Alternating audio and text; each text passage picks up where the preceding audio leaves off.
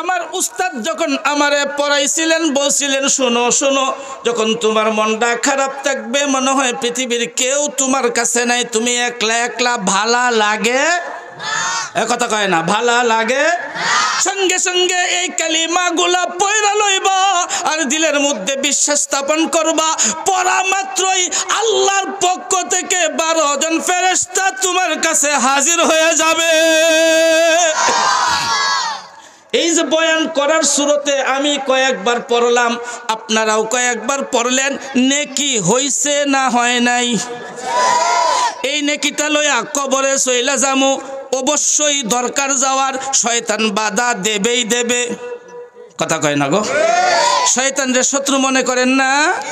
আমরা তো বাংলাদেশের মানুষ, বিশেষ করে ময়মনসিংহের মানুষ একটা কথা কয় সবসময়, যে শত্রুকে তো শত্রু মনে করি, বরং শত্রুকে দুর্বল মনে করি না, কথা কয় না? শত্রুকে তো শত্রু মনে করি, বরং কি মনে করি না? দুর্বল মনে করি না। আমার এই নেকটানি খাবলা দিয়া লইয়া যায় শয়তানে, আমার এই নেকটানি খাবলা দিয়া লইয়া যায় দুনিয়া নামক গ্রহ, আমার এই নেকটানি লইয়া যায় নফস, বদ নফস। এছাড়াও এই নেকটাকে আমরা নিজেরাই অনেক সময় শেষ করি। নিজেরা কেমনে কেমনে শেষ করি, এই বিষয়ে একটা কথা বললেই আমি আমার আয়াতে ঢুকে যাব ইনশাল্লাহ। বলেন ইনশাল্লাহর আওয়াজ জোরে হইলে গুনাহ হবে। আমার একটা আওয়াজের ওয়াজ আছে, কইলে 1 মিনিটে নাকি কন? এটা না কইলে ভালো লাগে না। আচ্ছা বলেন তো, গোয়ালঘরে আমাদের দেশে জোয়ান পোলাপান থাকে না বুইরা বেড়া? এই কথা কয় না কেরে? জোয়ানরা থাকে গোয়ালঘর, গরু পাহারা দেওয়ার জন্য বুইরা। এরে সুরে ধাক্কা দিলে খুঁজে পাওয়া যাইব? তাহলে বুইরা বেড়ারে যাই না, শুই না থয়কে? আমার কথা হলো সুরেও এরা ডরাইকে, কথা কয় না? তাহলে সুরেও আরে ডরাই কেন? সুর নিজেও তো জানে এই বুইরারে ধাক্কা দিলে হাসপাতালের আগে খুঁজে পাওয়া যাবে। তারপরে সুরে বুড়া মানুষটা ডরায়নি। যে বুড়াই কি করে, যখন ভাস পায় কেউ আইতাছে, কয় এছাড়া বুইরার করার আছে কিছু? এই শুই নেই, সুর দৌড় দেয় কেন? সুরে এটা জানে এই বুইরা যদিও আমার লগে গায়ে পারবে না, এর আওয়াজের মধ্যে যে পাওয়ার আছে, 2-3 বার করলে নাতি লাঠি দিয়ে দৌড় দিব, বড় পোলা বলম লয়ে দৌড় দিবে, মেজু পোলা রান্দা নিয়ে দৌড় দিবে, তখন আমার পানিয়ে যাওয়া তো দূরের কথা, লঙ্গি লইয়াও বাড়িতে যাইতে পারবো না। কাজে আওয়াজে পাওয়ার আছে না নাই? জোরে বলতে হবে, কিছু আওয়াজে পাওয়ার আছে না নাই? কাজে মুরব্বির হালকা আওয়াজের মধ্যে যদি চোর পালাইতে পারে, আল্লাহর নামের ধ্বনিতে শয়তান পালাতেও পারে, ঠিক না বে ঠিক? আমার আলোচ্য বিষয়ে যেটা এখন বলছি, কিছু নেক আমল তো আমার আপনার জীবনে আছে আলহামদুলিল্লাহ, কিন্তু এই নেক আমলগুলো মাঝে মধ্যে নিজেরাই ধ্বংস করে দেই।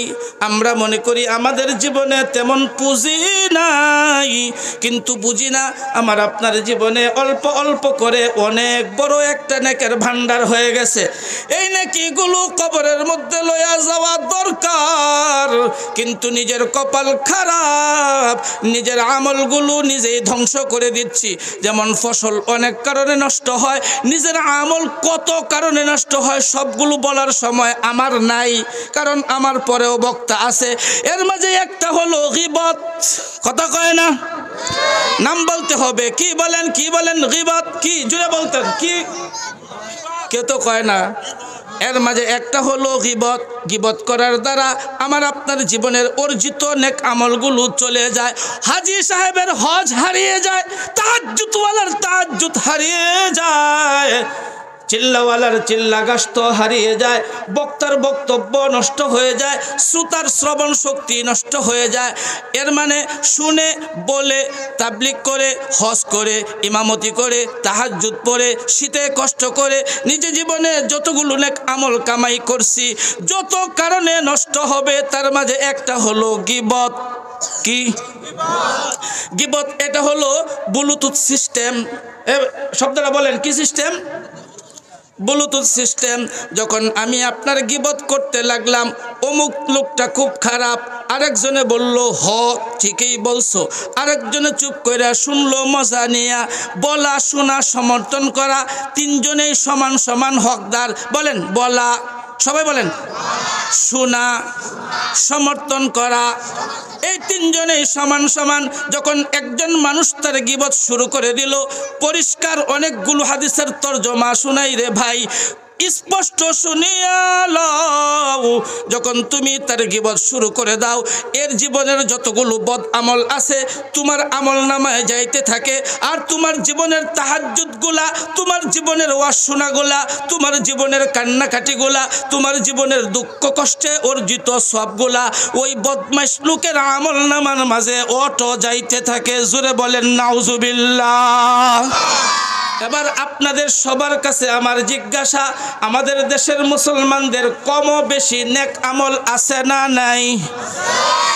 গীবত আছে না নাই? যখন মানুষটা গীবত শুরু করে দেয়, তার জীবনের অর্জিত নেকগুলা ওর আমল নামায় চলিয়া যায়।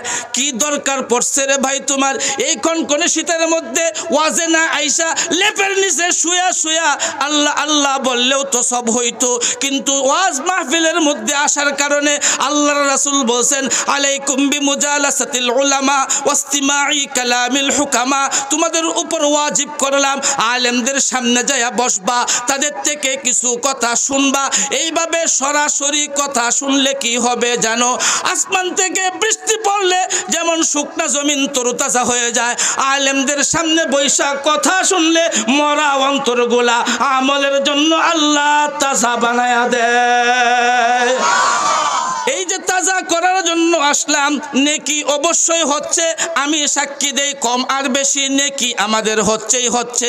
এই নেকগুলো আগামীকালকে চার দোকানে বৈশা অমুক লোকটা বালানা, অমুক লোকের এই খারাপ চরিত্র, অমুক লোকের এই আছে সেই আছে, এই করছে সেই করছে, 2-4 মিনিটে আমি আমার জীবনের আমলগুলা তারে দিয়ে দিলাম। আর তার জীবনের চুরির গুনাহ, জিনার গুনাহ, মদ খাওয়ার গুনাহ, গাঞ্জা খাওয়ার গুনাহগুলা আমার আমল নামায় নিয়ে নিলাম। বলেন বলেন, এটা কি কোনো বুদ্ধি?